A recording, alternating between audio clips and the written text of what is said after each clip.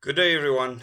I decided to make this video in response to one of the subscribers to the Double O Days channel that sent me an email.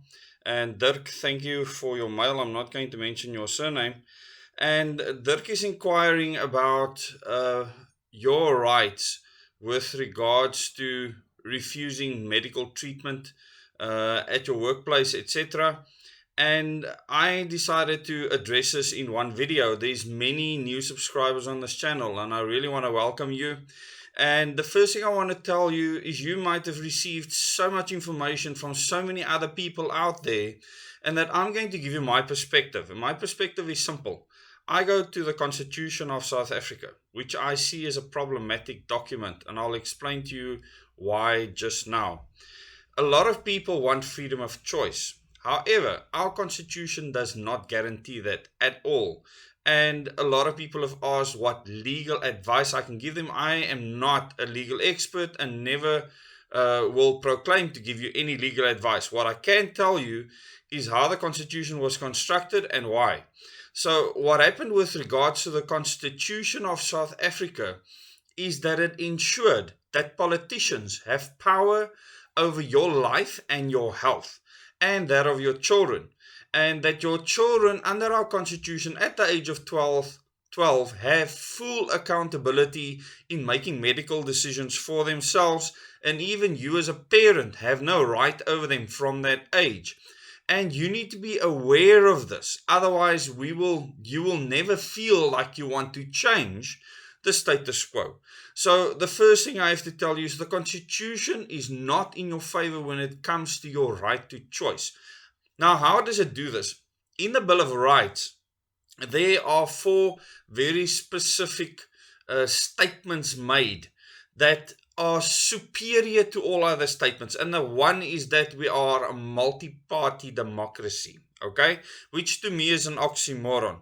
What this means is that political parties that are elected into government, that their officials, the people in these parties, can, under our constitution, make decisions for you. So all the rights that follow in the Bill of Rights can be removed by a politician, for instance, a minister that has been given the powers to make decisions for your health and for your life.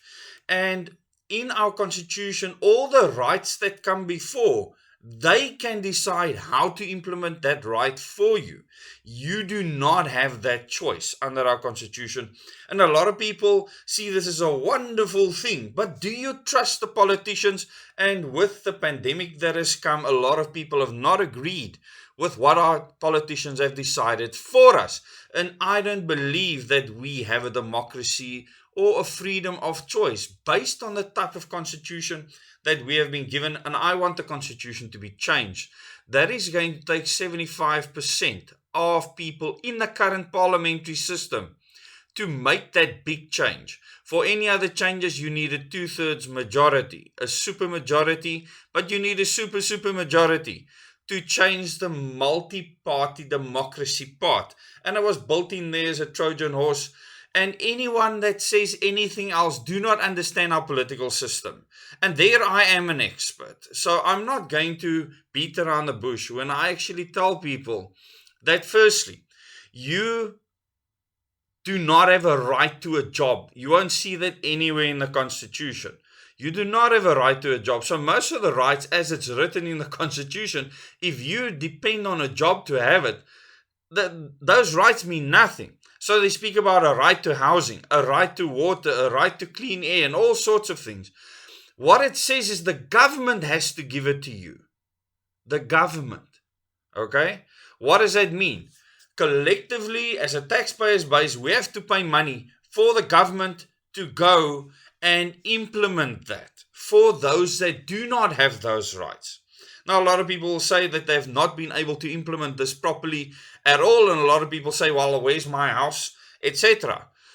Now, you can ask yourself, does this constitution mean anything of value if you have not been able to implement it, and if most people don't even agree with what it stands for? So, think about the repercussions now for your medical health, your decisions with regards to your body. You do not have that decision-making power. Even less so in the workplace, because having a job is a privilege. It's not a human right under our constitution. And therefore, if you go and look at labor laws and all the other things, I don't want to get into semantics, because at the end of the day, the constitution of the country and the Bill of Rights reign supreme to all of those laws that you will use. And you might be able to stall things at the CCMA if you're lucky, if you get a good commissioner, or you might be able to go to a high court and have a judge that actually wants to listen to you, because not all judges at this stage are captured. The system is captured. So you might have some success here, but other people have already lost cases. The CCMA cases that have been lost, as well as the high court rulings against people that have appealed the fact that they have been fired because they would not be vaccinated. So you have no foot to stand on. And that is why I said, because the Constitution does not protect you in the end. If it ends up at the Constitutional Court, the politician has a right to make the decisions for you. And as we're changing over from the Disaster Management Act to actually going to the Ministry of Health, the health minister will have all the powers under the Constitution to decide how to protect your life. You don't have that right. He or she has that right. And I need you to understand this. Otherwise, we are not going to do anything to change the status quo. So the first thing that you need to know is that the Constitution is the problem. And a lot of people might be very upset with me over this, but at the moment, there are many people, including the former Deputy Chief Justice, that have come out and said that there are problems with the Constitution, that we can't just accept that it's a perfect document. And I have to agree with them. And the more people start looking at this as we speak about this openly, the more you will see how we've been sold down the road to establish a new world order. And why I've been asking people, begging them, to become as self-reliant as you can. Become as independent of government and corporate control as you can. That doesn't mean you do away with government or that you do away with corporations.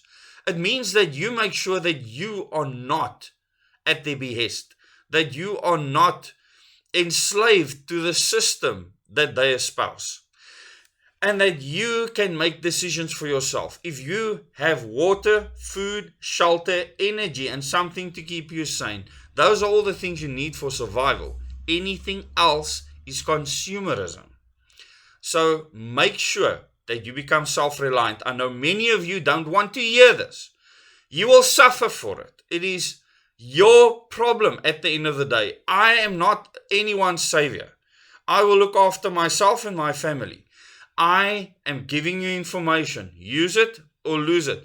Thank you to all of you that are watching this channel and subscribing to the channel. If you have not subscribed yet and you want to listen to more of this content, subscribe, click the bell icon to get notifications for new videos. You can join as a member by clicking the join button underneath this video, and then you can join us every Thursday evening, tonight at 8 o'clock, where I give you for 2 hours the details of what you need to know to change your life and prepare for what is coming.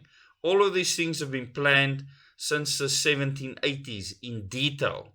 There's been many plans before then, but the detailed plan started then, and it's very well laid out. It's being executed to perfection, and we become the executioners of our own loss of freedom. So we only can change the status quo. Thank you very much for watching.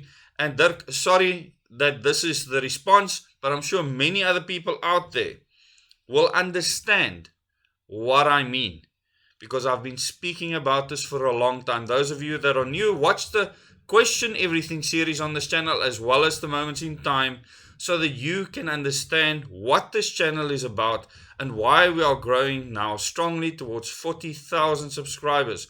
And I want to thank all of you that are spreading the information. I always say, don't trust the word I say. Use the information, do your own research, and then you will be able to make decisions for your future. Thank you very much. Till the next video.